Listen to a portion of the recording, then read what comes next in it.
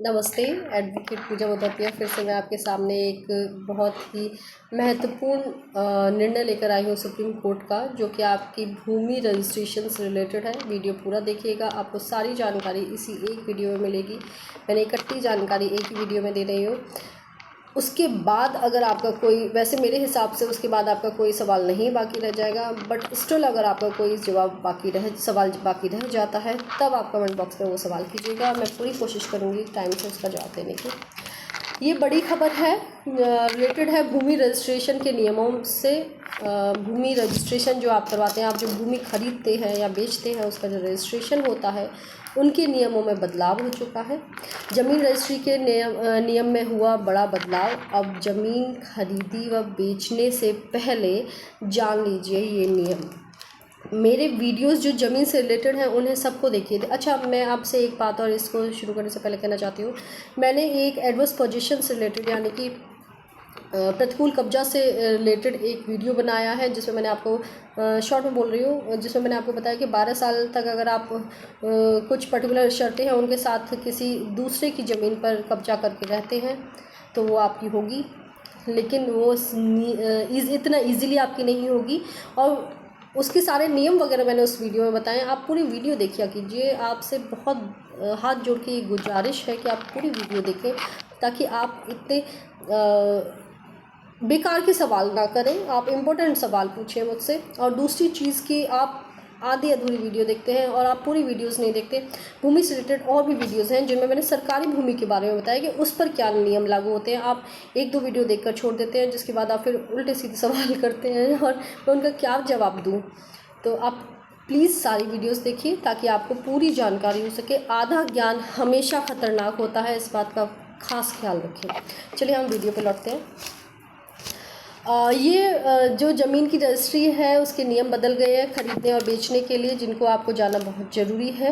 महत्वपूर्ण बदलाव हुए हैं, ये जान लेते हैं क्या है। लैंड रजिस्ट्री रूल अपडेट हुए हैं आपके 2025 के। गवर्नमेंट ऑफ इंडिया ने इनको अपडेट कर दिया है। भारत सरकार ने 2025 में भूमि रजिस्ट्री नियमों में जो बदलाव किया है वो मैं बता देती हूँ। उद्देश्य क्या है उनको बदलाव करने का, पहले ही देख लेते हैं।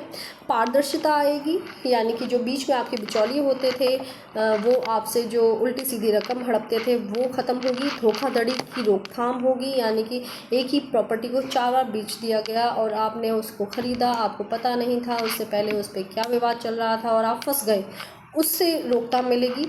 और विवादों को कम करने के लिए ये नियम बदले गए हैं।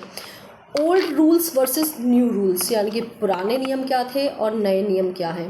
पुराना नियम था कि केवल रजिस्ट्री से मालिकाना हक माना जाता था। हम सब यही जानते हैं एक आम तौर पर कि हमने एक भूमि को ख़रीदा, उसकी रजिस्ट्री करा ली तो हम मालिक हो गए और अब हमारी कोई ड्यूटी उस भूमि के लिए नहीं बनती। अब हमें कुछ भी देख रेख करने की ज़रूरत नहीं है। ये हमारा पुराना नियम था और हमारी पुरानी सोच थी। इसको बदल दीजिए, पूरी वीडियो देखिए, बहुत ज़रूरी है देखना। न्यू रूल्स क्या कहते हैं।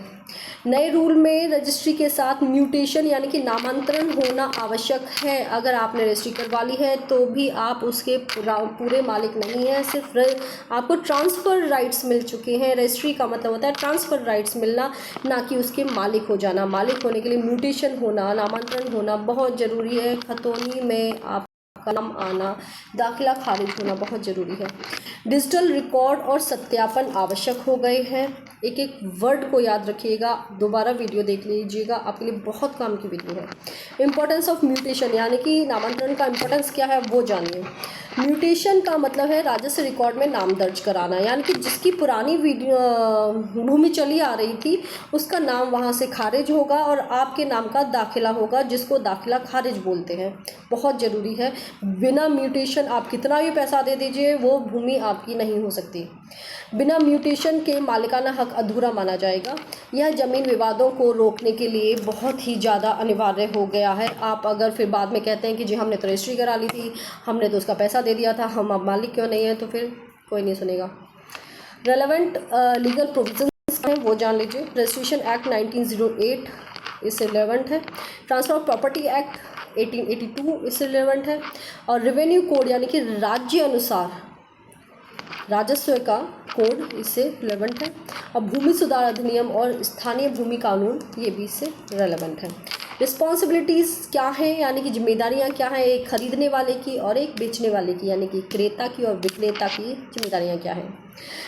अब जो बायर है, जिसने ख़रीदा है, उसकी जिम्मेदारी है टाइटल चेन की जांच करना, यानी कि पहले से वो आप या तो 60 साल निकलवाएं या 12 साल का निकलवाएं, आप उसकी पूरी जानकारी रखें कि पहले से किस चेन में वो चली आ रही है, क्या उसके ऊपर कोई विवाद तो नहीं है जिससे आप पर्टिकुलर भूमि को खरीदने जा रहे हैं।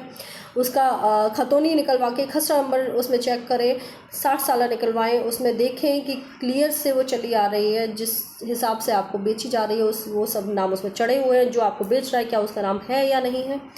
टाइटल चेन को जांच करें, म्यूटेशन कराएं, यानी कि रजिस्ट्रेशन के बाद में सेकंड नंबर आपका बहुत इंपॉर्टेंट है म्यूटेशन कराना। दाखिला खारिज कराएं, टैक्स ड्यूज़ क्लियर करें, यानी कि जो अगर कोई टैक्स ड्यूज़ है उस भूमि पर, पर्टिकुलर भूमि पर जो पुराने चले आ रहे हैं विक्रेता के थ्रू, उनको क्लियर करवाएं, वरना आपको बहुत समय तक दिक्कत देंगे वो। जो सेलर है, जो बेचने वाला है, ऑथेंटिक ओनरशिप प्रूफ देना पड़ेगा, उसे प्रूफ देना पड़ेगा कि वो ऑथेंटिक वैलिड यानी कि कानूनी तौर पर विधिक रूप में ओनर है उस प्रॉपर्टी का। कोई पेंडिंग लिटिगेशन डिस्क्लोज करना, यानी कि कोई भी ऐसी लिटिगेशन, ऐसा कोई विवाद, उस पर कानूनी विवाद ना चल रहा हो जो अभी पेंडिंग है, सब कुछ क्लियर होना चाहिए। इन चीज़ों को जांच कर लें।